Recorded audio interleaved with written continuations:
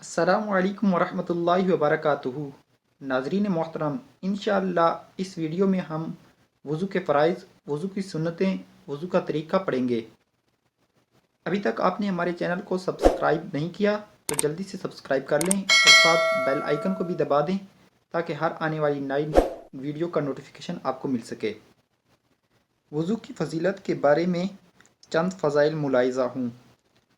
حدیث پاک میں ہے، جس نے اچھی طرح وضو کیا اور کلمہ شہادت پڑھا اس کے لیے جنت کے 8 دروازے کھول دیے جاتے ہیں، جس سے چاہے اندر داخل ہو۔ حدیث مبارک میں ہے، جو وضو کے بعد 1 مرتبہ سورہ قدر پڑھے تو وہ صدیقین میں سے ہے، اور جو 2 مرتبہ پڑھے تو شہداء میں شمار کیا جائے، اور جو 3 مرتبہ پڑھے گا تو اللہ عز و جل میدان محشر میں اسے اپنے انبیاء کے ساتھ رکھے گا۔ جو وضو کے بعد آسمان کی طرف دیکھ کر سورہ انا انزلنا پڑھ لیا کرے، انشاءاللہ عز و جل اس کی نظر کبھی کمزور نہ ہو۔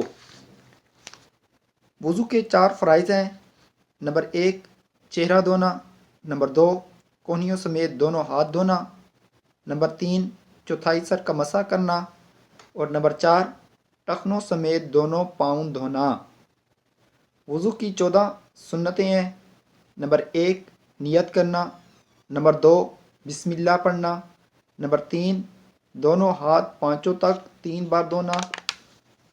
اور نمبر 4 3 بار مسواک کرنا، نمبر 5 3 چلو سے 3 بار کلی کرنا، نمبر 6 روزہ نہ ہو تو غرغرے کرنا،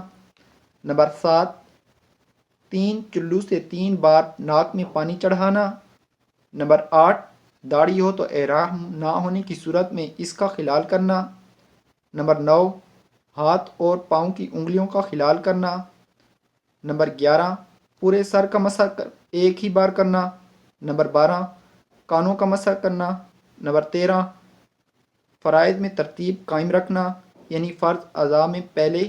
منہ، پھر ہاتھ کونیوں سمیت دھونا، پھر سر کا مسح کرنا اور پھر پاؤں دھونا، نمبر 14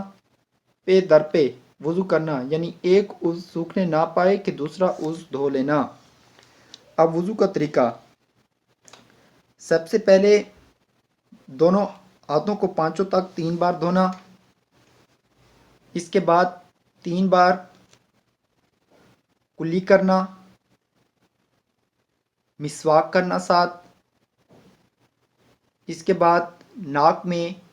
پانی چڑھانا 3 بار، اس کے بعد جہاں سے عادتاً بال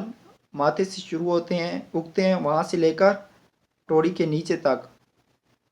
اور ایک کان کی لو سے دوسرے کان کی لو تک پورا چہرہ 3 بار دھونا، اس کے بعد کوہنیوں سمیت دونوں ہاتھ دھونا، اور اس کے بعد چوتھائی سر کا مسح کرنا، اور آخر میں ٹخنوں سمیت دونوں پاؤں دھونا۔